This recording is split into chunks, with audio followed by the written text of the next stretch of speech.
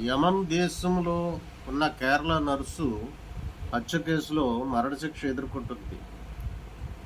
ఈమె పేరు నిమిషప్రియ. దయచేసి ఈమె గురించి ప్రార్థన చేయండి.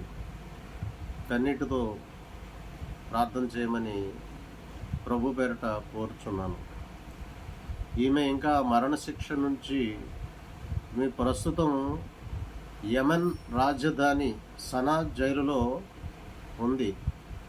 మరణశిక్ష తాత్కాలికంగా రద్దు చేయబడింది.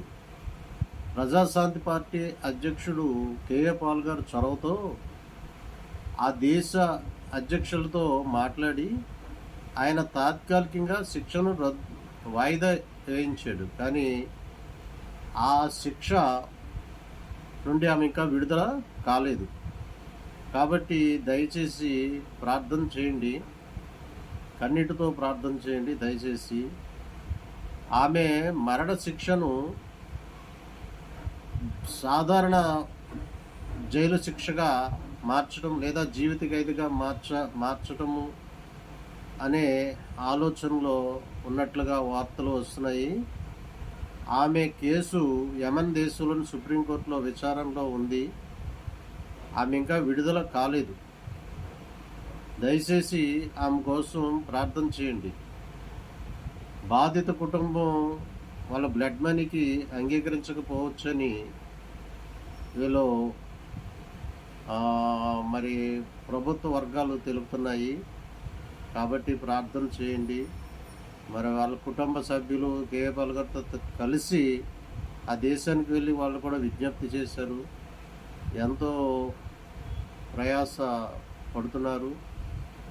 మరి కావాలని హత్య చేయలేదు అని మనకి వార్తల ద్వారా తెలుసు.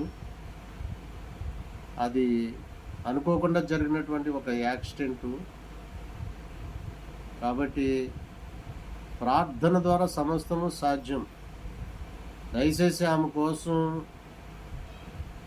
భారతదేశంలోని క్రైస్తవులు అందరూ కూడా ప్రార్థన చేయండి. ప్రార్థన ద్వారానే మనం క్రైస్తవుల ప్రార్థన ద్వారా సాధ్యమని క్రైస్తవులు ప్రార్థన చేస్తే ఎలాంటి సమస్య నుంచైనా దేవుడు విడిపిస్తాడని మనం నిరూపించాలి. భారతదేశంలోని క్రైస్తవులందరూ ప్రార్థన చేయండి, కన్నీటితో ప్రార్థన చేయండి. ఆమె విడుదల కొరకు ప్రార్థన చేయండి. ఆమె ఇంకా రిలీజ్ కాలేదు, యమన్ దేశంలోనే ఉంది, సనా జైల్లో ఉంది.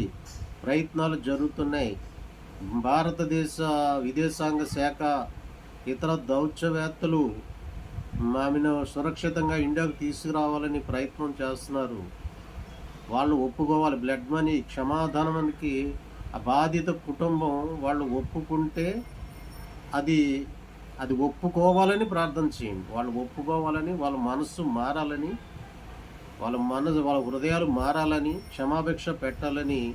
అది దేవుడి వల్లే అవుతుంది. దేవుడు మాత్రమే చేయగలరా కార్యము. ఇది ప్రార్థన ద్వారా సాధ్యము. ఇది దయచేసి ప్రార్థన చేయండి.